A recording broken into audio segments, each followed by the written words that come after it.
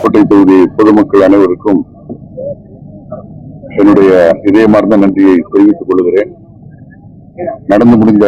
சட்டமன்ற தேர்தலில் பட்டுக்கோட்டை தொகுதியை பொறுத்தளவில் ஒரு மகத்தான வெற்றியை திராவிட முன்னேற்ற கழகத்தின் சார்பில் போட்டியிட்ட எனக்கு பெரிய வாரியான வாக்குகளை அளித்து வெற்றியடை செய்த வாக்காளர்களுக்கும் அனைத்து தரப்பட்ட பட்டுக்கோட்டை பகுதி மக்களுக்கு என்னுடைய இதயமார்ந்த நன்றியை என் சார்பிலும் நான் சார்ந்திருக்கிற திராவிட முன்னேற்ற கழகத்தின் சார்பிலும் தெரிவித்துக் கொள்ள கடமைப்பட்டிருக்கிறேன். கடந்த 1989ஆம் ஆண்டு 2 ஆண்டுகள் சட்டமன்ற உறுப்பினராகவும் அதற்கு பின்னால் ஏறத்தாழ 36 ஆண்டுகளுக்கு பிறகு 2021ஆம் ஆண்டு நடைபெற்ற சட்டமன்ற தேர்தலில் நம்முடைய பட்டுக்கோட்டை தொகுதியில ஒரு மகத்தான வெற்றி நம்முடைய தொகுதி வாக்காளர் பெருமக்கள் வழங்கினார்கள். தொடர்ந்து 5 ஆண்டுகள் நம்முடைய மாண்புமிகு முதல்வர் நெஞ்சம் நிறைந்த தளபதி அவருடைய தலைமையில நம்முடைய பட்டுக்கோட்டை பகுதியினுடைய தேவைகளை பல்வேறு நம்முடைய அடிப்படை வசதிகளை பெருக்குவதற்கான அந்த முயற்சி, நீண்டகால தேவைகளை நிறைவேற்றுவதற்கான திட்டப்பணிகள் என தொடர்ந்து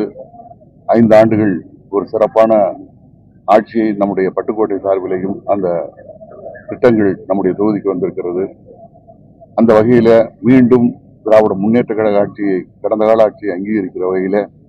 நம்முடைய பட்டுக்கோட்டை தொகுதி வாக்காளர்கள் திராவிட முன்னேற்ற கழகத்தின் சார்பிலே போட்டியிட்ட எனக்கு மீண்டும் ஒரு வாய்ப்பினை வழங்கியிருக்கிறார்கள். இந்த வாய்ப்பினை வழங்கிய அனைத்து தரப்பட்ட மக்களுக்கு என்னுடைய இதயமார்ந்த நன்றியை தெரிவித்துக் கொள்வதோடு, பட்டுக்கோட்டை தொகுதியினுடைய நீண்டகால பிரச்சனையாக இருக்கக்கூடிய நம்முடைய பகுதிக்கு தேவையான ஒரு மகளிர் அறிவியல் கல்லூரி, அதே போன்று பட்டுக்கோட்டை நகருக்கு தேவையான பாதாள சாக்கடை திட்டம், பட்டுக்கோட்டை நகருக்கு தேவையான 3ஆம் புறவழி சாலை திட்டம், அதிராம்பட்டினத்தை தலைநகராக கொண்ட ஒரு வட்டம், இப்படி நீண்டகால கோரிக்கைகளை நிறைவேற்றுவதற்காக இன்றைக்கு ஒரு எதிர்க்கட்சி வரிசையில நாங்கள் இருந்தாலும் கூட தொடர்ந்து அமைகிற ஆட்சியில அந்த கோரிக்கைகளை வலியுறுத்தி நிச்சயமாக பெற்றுத் தருவதற்கு முயற்சிப்பேன். தொடர்ந்து இந்த இயக்கத்தில இந்த பகுதியை அழுத்தமாக நாங்கள் எல்லாம் ஒன்றிணைந்து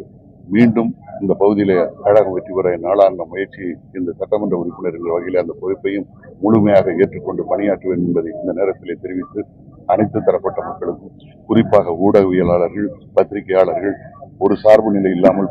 பொது நிலையிலே வெளியிட்ட அனைத்து தரப்பட்ட பத்திரிகையாளர்கள் என்னுடைய இதயமார்ந்த நன்றியை தெரிவித்துக் கொள்கிறேன்.